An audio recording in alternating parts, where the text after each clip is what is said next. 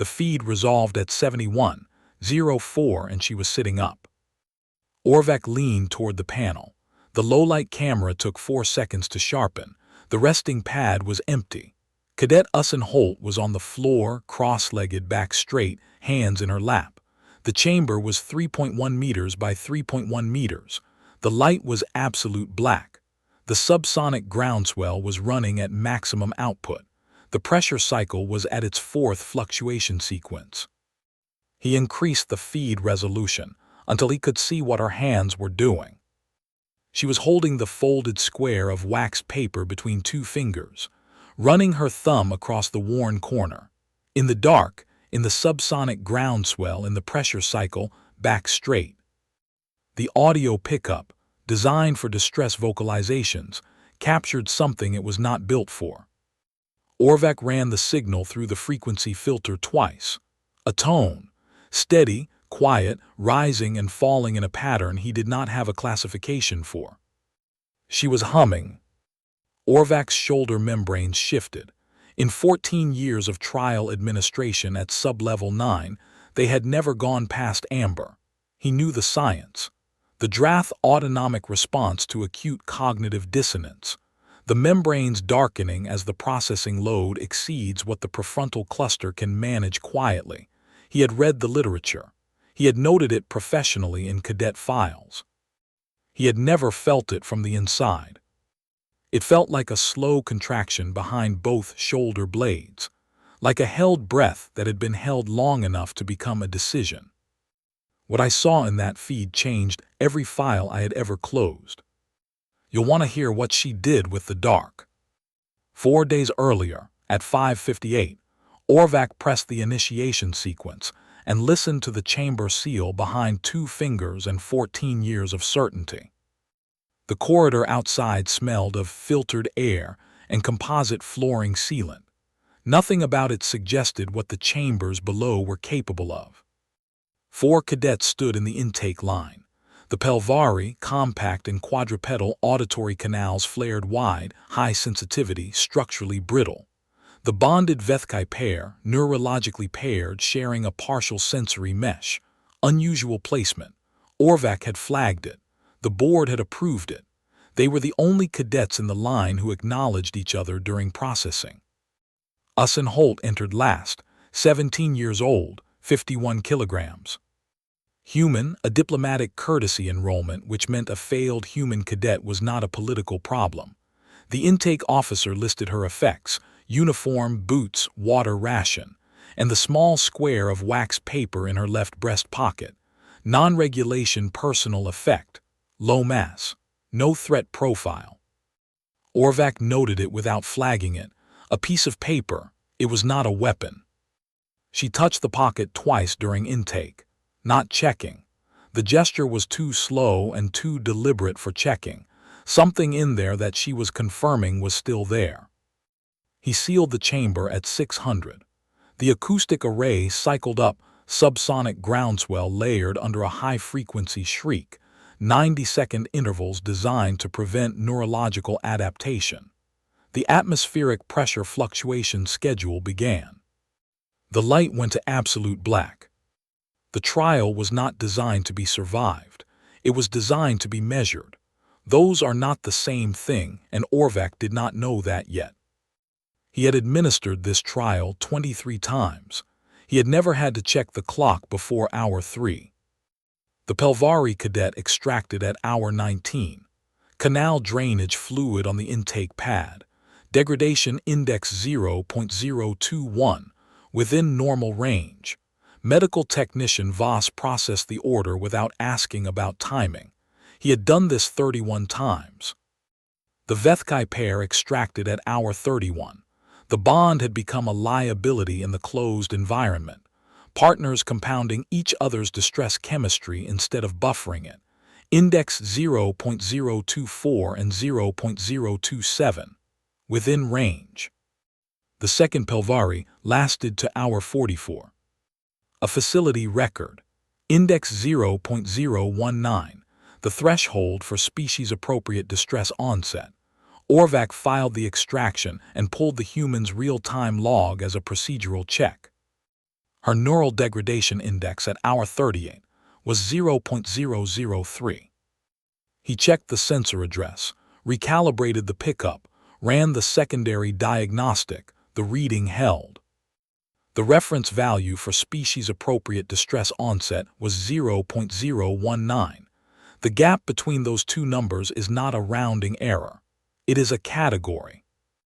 The cortisol baseline was elevated at 1.4 times her intake reading, consistent with mild physical exertion, not with a nervous system under sustained sensory assault.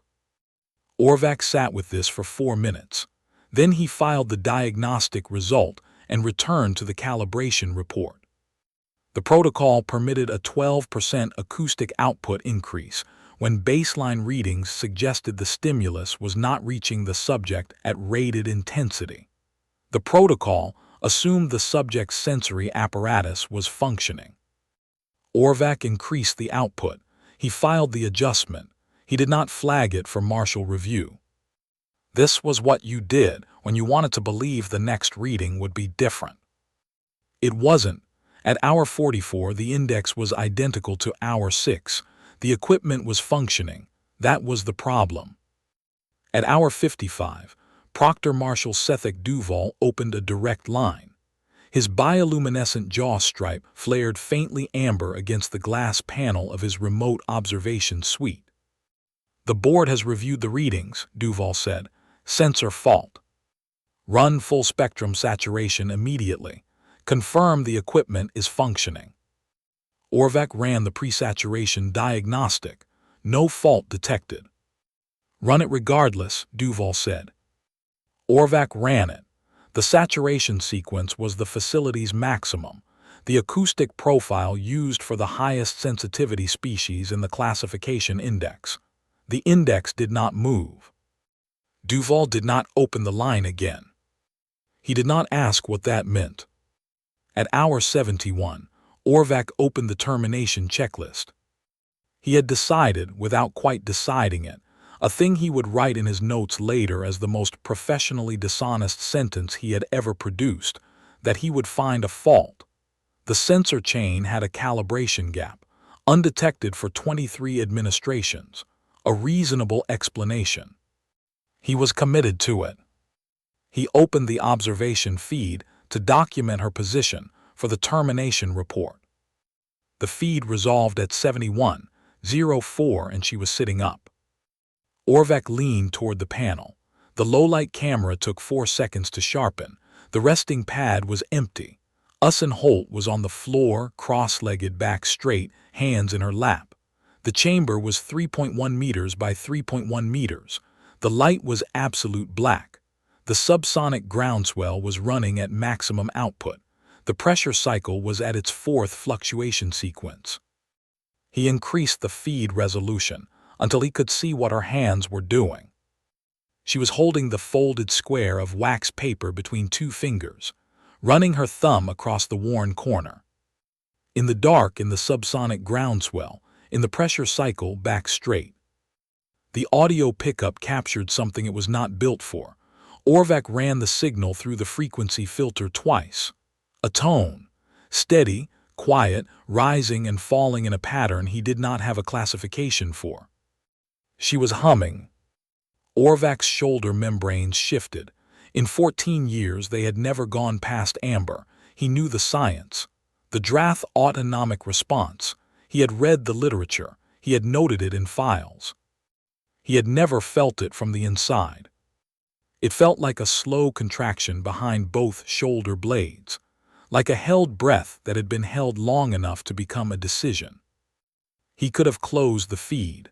The termination order was on the panel. The calibration fault explanation was drafted.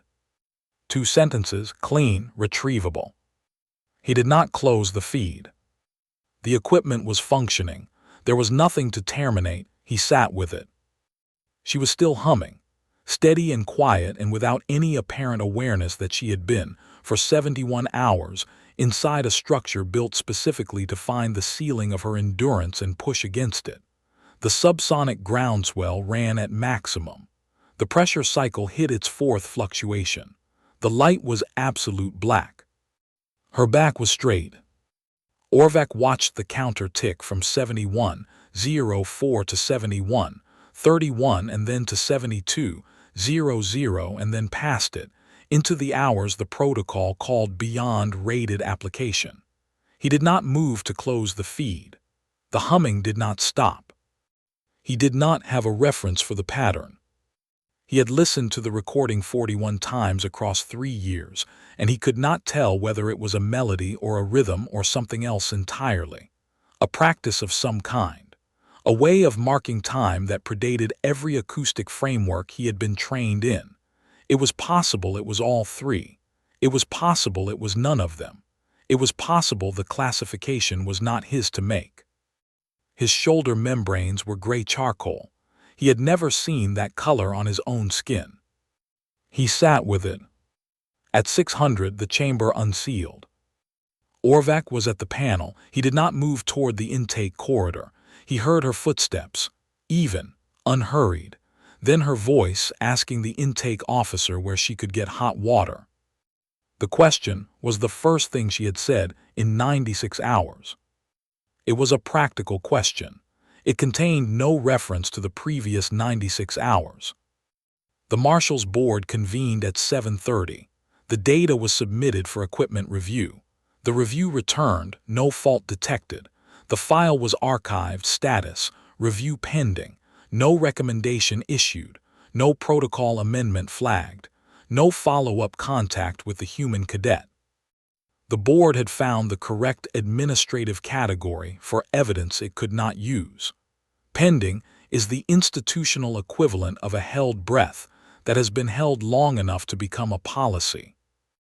Orvac requested the wax paper for the Sublevel 9 record locker 6 days after Usan transferred to the next rotation. The effects locker was empty. She had taken it back. The archival team produced a replica.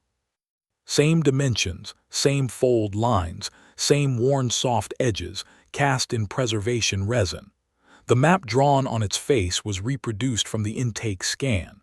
Settlement positions, drawn in a hand that knew the sky as a fact rather than a reference. The replica was mounted beside the plaque. The plaque text was written by Orvac. The plaque does not say what 0.003 means. It does not say what it should have been. He wrote it himself, and he decided at the time that the gap between those two numbers was not something he was able to explain in the space a plaque provides. He is not certain, 3 years later, that he could explain it in any space. The trial has not been run on a human cadet since. This is not stated in the file. It is stated in the scheduling record, which shows cycle 24 through cycle 31 without a human cadet slot. The scheduling record is not classified. No one has flagged it. The wax paper was not in the effects locker when the archival team arrived. She had taken it back. What remained in the display case, next to the replica and the plaque, was the impression it had left in the locker tray. A small, faint rectangle, soft-edged, like the ghost of something that had already gone home. Somewhere there is a world that teaches its children to carry the dark inside them before it can be imposed from outside.